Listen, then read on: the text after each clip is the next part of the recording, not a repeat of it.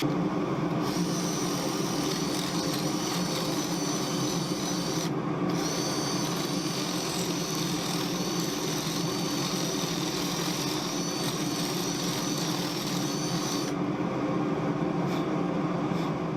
everyone, welcome back to the workshop. So I hope you enjoyed this short little build montage to start off this video.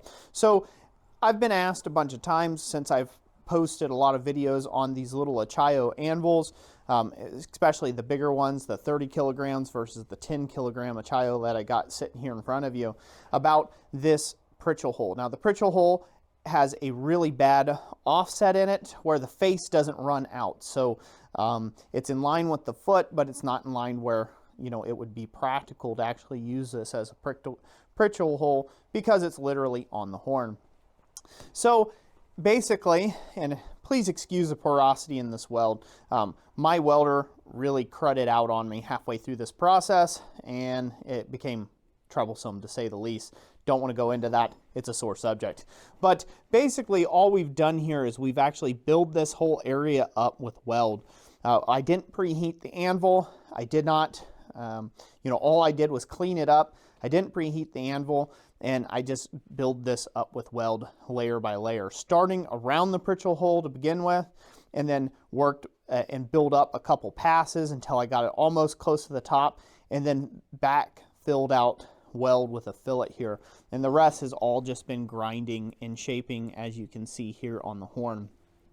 I went ahead and took the time at the same point to go ahead and clean up everything nice and shiny like, dress the edges of the anvil, and give the top a once over with the flap disc. Now I can go even further with a 300 grit sanding pad on a flat backer pad and be able to grind this thing almost mirror finish or really shiny, but it's not really needed for most anvils. It's okay if it's got a little bit of surface texture. It's not a big deal. But that's really all there is to it, to fixing this little offset here. You just need to build this up in layers. Now, something I didn't do that is a must is I did not put anything in here to stop the weld from overrunning the hole. A good buddy of mine, Thomas Goodymoot, he said that, you know, to slip a piece of copper pipe, I've used a copper rod or a bit of brass or anything really, a wooden dowel, anything that stops the weld from growing over into the opening of this can be an advantage to you, and then, you know, just something that's easily knocked back out of there that the steel won't stick to as it welds across to keep that opening.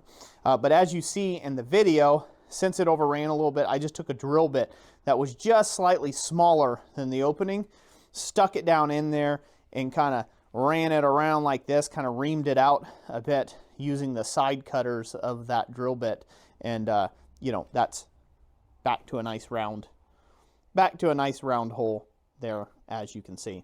So why not build this all the way out? Well, that's a lot of weld and it's not really needed.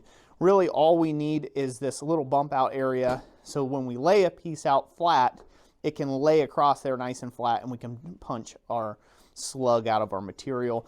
We do not need this whole area to be built out in order to do that. Just a large enough bump out to give us a flat spot where things can lay. So if I just use a soapstone as example, say I was punching a hole in here, it can lay across there like so, or across so like so, or like so. So you don't really need it to be supported completely throughout the thing here. So there you go. That's how you fix that particular problem with the Acciaio anvils with that offset, you know, around the Pritchel hole. There's lots of different ways to skin the same cat. This is just the way that I chose to do it. It's the simplest. If you've got a welder that's not giving you fits like mine gave me on this particular project.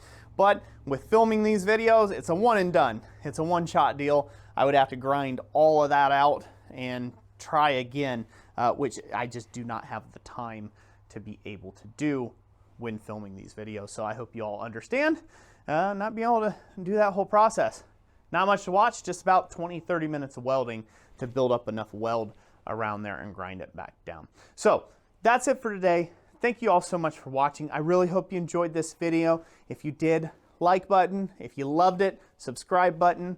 If that's something you're into. If you're interested in the Acciaio anvils, I'll leave some affiliate links down in the description down below. I'll also leave a link to that magnetic chuck, that block that I use to take and secure the anvil from sliding around. That thing is absolutely choice. It's beautiful, and I can't say enough about that. So I'll leave some links to all that good stuff if you want to support the channel in that way. That'll be great. Thank you to all the channel members for all your support that make the content on this channel possible. God bless each and every last one of you, and we'll catch you on the next one. Thanks so much for watching.